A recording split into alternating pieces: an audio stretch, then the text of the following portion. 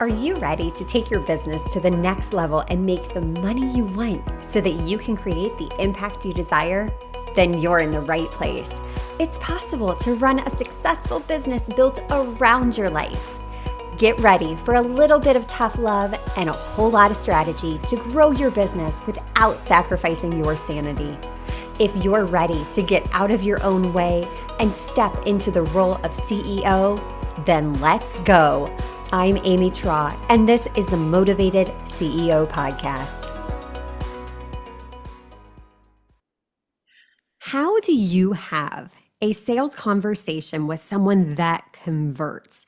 For a lot of us, it can feel very cringy, uncomfortable to ask for the sale. But today's guest expert, Aleasha Bahr, is an expert sales strategist, coach, speaker, and author. She's got an amazing book coming out in January. More on that later. But her philosophy, I just love it because it's all about the right fit.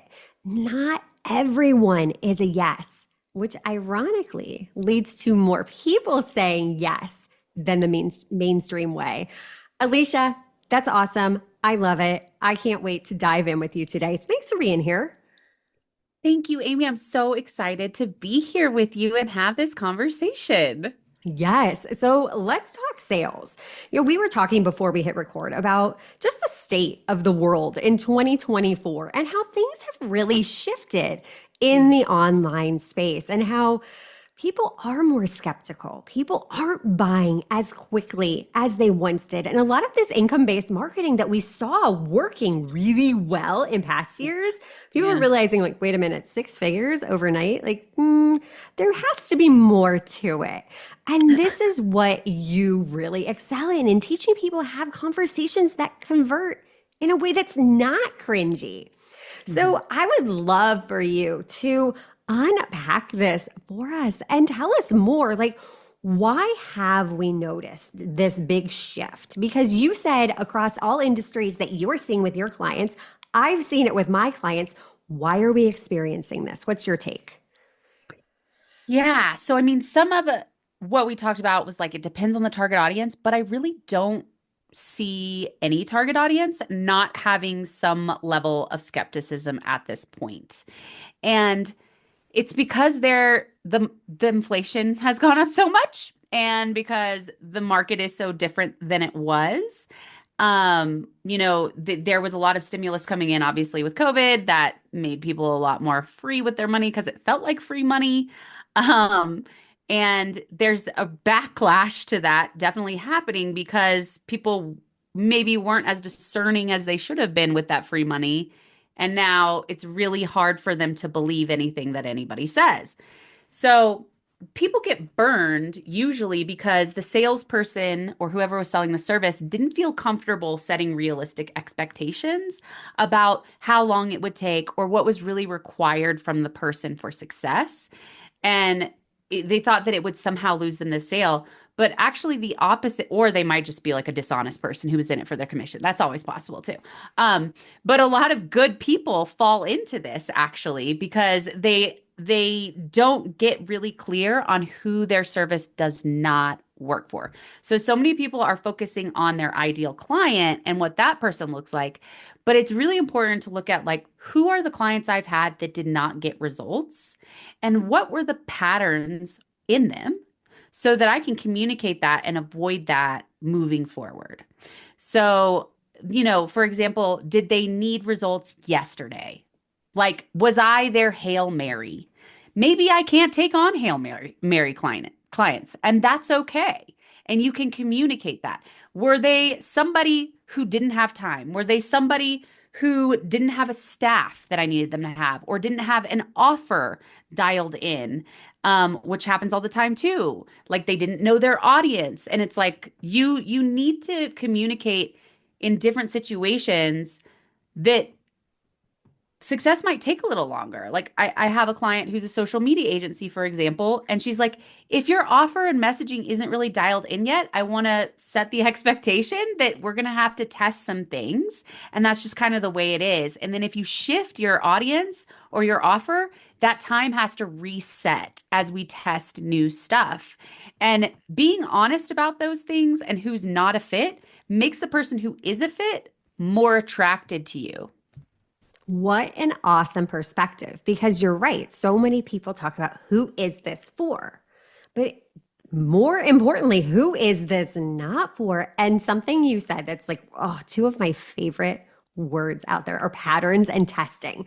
We're looking for patterns because when we take the time to look and figure out, okay, this didn't go well, we can learn so much from that information that will literally show us that's that little trail of breadcrumbs to the success that we want, because it's just information. So you gather that information up and figure out, oh, okay, here's, these clients that really didn't have great results. Those were the Hail Mary clients. Those were the clients that wanted me to be the savior. And I'm not here to save your business. I want self-starters who are going to take action, who want constructive criticism. I do not want that. So what a great perspective. I love it. Thanks. It helps a lot. It really does. It really does. So how can we then leverage this data when we're getting onto sales calls with people? Because a lot of times we're getting on sales call after sales call, but we're just not seeing the conversions because those objections are coming up. Is it a matter of we're attracting those not right clients and getting on calls with them? Or there's probably a million different reasons you could tell us for this one. It's a loaded question, huh? Yeah, there are a lot of variables. I mean, you want to communicate ahead of time who this is not for. So, I talk about sometimes how you can't sell and educate in the same conversation. It's too much. And a lot of times it'll help a lot for people to move forward if you can send something beforehand that educates them. And part of that process can be, hey, if this is what you're looking for, it's not us. So I would go ahead and cancel this call. So letting them know ahead of time who it's not a fit for will really help avoid the conversations that are wasting both of your time, quite honestly. And then objection prevention is going to be a lot more effective than overcoming objections. So traditional mainstream sales likes to leave the end of the conversation for this like battle where you just have to overcome and vanquish every objection that somebody brings up and just tell them why it's not a concern. And it's just so predictable as the buyer. You're like, okay, I don't believe you telling me it's not a concern because of course you're saying that because you want my money. So objection prevention is really asking those questions. There are patterns in the concerns that people have before they come on as a client. So for example, a concern might be like, how much is involved? Like, is this really overwhelming? How much time is it going to take? So ahead of time, you would ask, what's your goal and what is the timeline for that goal? And you're going to let that person know if that timeline is not realistic right there, long before you get to the end of the conversation. And when they have an objection, it's really about getting curious instead of overcoming it. So you want to treat the objection as potentially valid, because that could make them not a fit. And you don't want someone who's not a fit either. So let's explore whether this objection is valid. So if somebody says, I don't know, I think it's too time consuming, you can say, instead, traditional sales would say, well, it's really not because da da da da da da da da da da da da da. Here's all the reasons. And you can say, well, how much time do you have? And understand, because a lot of times there's just a lack of clarity around how much time is actually required. And you can have that conversation as opposed to just trying to tell them why their concern isn't valid. Yeah. And that feels a lot better. That takes the cringe out of it because it's not like you don't feel like you're forcing someone then into the sale, because that can make you come across as desperate. And I've been on calls with people that I'm genuinely interested in what they have to offer, but it's like, ooh, it just that energy feels really off. And full disclosure, I am not a woo-woo person, but there are going to be people that we just don't jive well together. And if that's the case, like you said, just knowing, hey, you know what, right off the bat, this isn't going to be a good fit, but being able to refer them to someone who could potentially be a good fit. So, do you feel like detaching from the sale at the beginning is a good idea? Or are you like, no, you should always go in with the intent that the sale is already done? What's your take? Oh, I definitely don't go in as with the sales already done. So traditional or mainstream sales is very much like the only goal from a sales conversation is to get the credit card, to get the yes. That's it. It doesn't matter if it's in the prospect's best interest, and it doesn't matter if it's in your best interest, because the truth is nightmare clients drain way more money and resources than they are worth. So some money is not better than no money. But the only goal that I recommend for a sales conversation is understanding the other person, what's going on, and if your solution is a fit. And you very much want to leave space for it not to be a fit because not everyone is a fit for your solution. If you're saying that, you're lying and everybody knows. Yes. And you're right. I call them emotional vampires. They just suck the life out of you. And It's it's not worth it. exhausting. So, right, bless and release and send them on their way. But yeah, society's really shoved the bro marketing concept down our throats. And I get this a lot with pitches to be on my podcast. And it's like, whoa, wait a minute. Like, what is happening here? And you come on so strong that it's like, I don't even want to take the time to explore this. So I think that can impact our sales strategy as well. If we're coming across in this like alpha role, not taking the time to get curious, to see if we really can truly help this client achieve the result that they desire, that can really set us up for a lot of bad results down the road then. It can. And if you uncover that you can get the client the result, the confidence in you knowing for real, this is my, what do they call it? Bread and butter. This is like Yeah. what I do. This is perfect. This is where my magic happens. They're going to feel that difference in genuine, real confidence to get them the result versus just pushing the sale. Ooh, I love how you brought up confidence because confidence is one of those like underutilized sales strategies that is so important because if you don't believe in what you're selling, if you're not bold and telling the world about what you do, you're not going to get noticed. People aren't going to feel comfortable because you're not comfortable that you can get them the result that they desire. What do you think about confidence? Yeah. So confidence is a tough one because most people act like it's a switch that you can flip on. And Yeah. it's not like do a little meditation beforehand and some affirmations and like it's all going to Yeah. be good, right? Really confidence, the genuine kind for the average person who's not a salesperson, who's just a business owner selling their own service, is going to come from being able to clearly communicate what you do to somebody and having a sales strategy that is aligned with you so that it works immediately instead of, force fitting these generic questions that aren't giving you the information you need specific to you. So, a lot of times people will have questions that are like, well, if I had a magic wand and I could just wave it, in 90 days, like what would you want to see? You can't tell what that person does. That person could be a veterinarian. They could be a marketing agency. They could be a bookkeeper. Like when you have questions that are going to give you the information you need to really understand that somebody is the right fit for your solution, that the philosophy of the black sheep sales method is if it's a fit it's a fact because and there's no selling involved because once you uncover this person is a fit, I can feel excited and confident about inviting them in. It's just a different, it's real confidence. It's not fake confidence. Ooh, I love that because yeah, you're right. It's hard to make it like a switch. And I don't know where we got this idea that you just have to fake it till you make it. And it's like, well, no, you really need to have that inner belief. You need to have that clarity of back to the beginning, who you are not a good fit for, because that is going to lead people to say yes. because you're such a good fit for those aligned clients that you're not wasting your time and attracting those that you're not a good fit for. Now, I want to switch gears a little bit. Okay. And a lot of the same objections tend to come up on sales calls. We always hear the time, we always hear the money, we always hear the spouse, all of those. Yeah. I want to know, in your experience, a lot of times what I see is it comes down to belief. The person doesn't have the belief. So, what advice can you give our listeners for if, we know it's a qualified lead?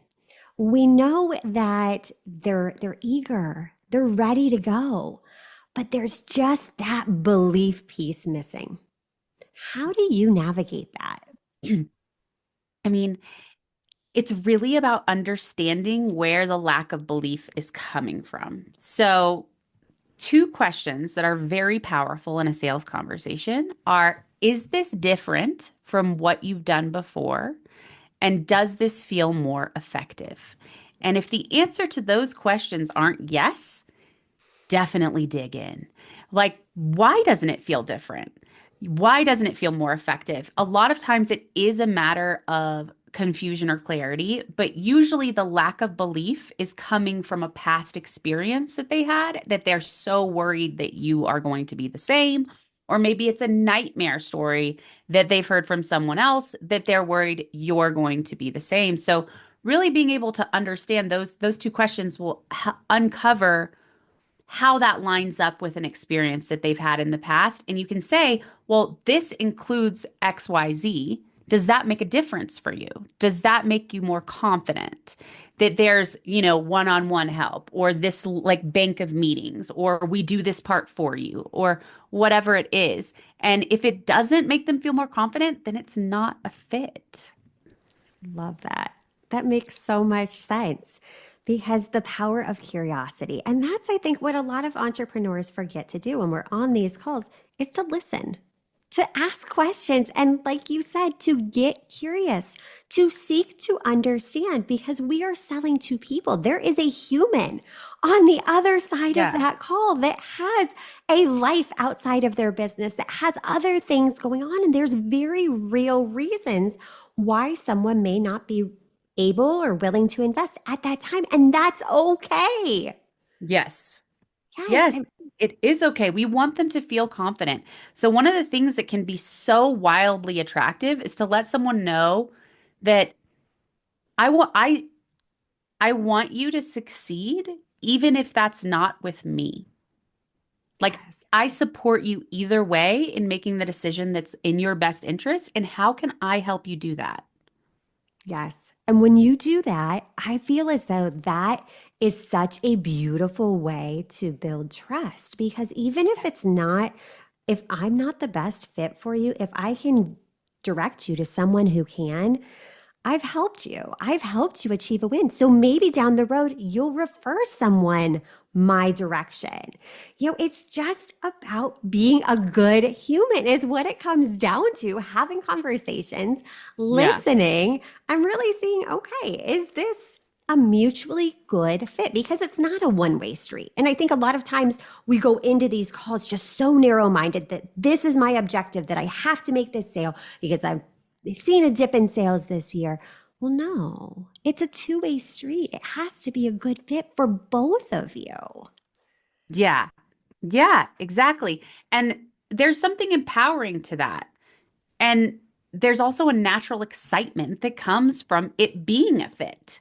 Yeah, You're excited, and that's contagious for the prospect. it really is.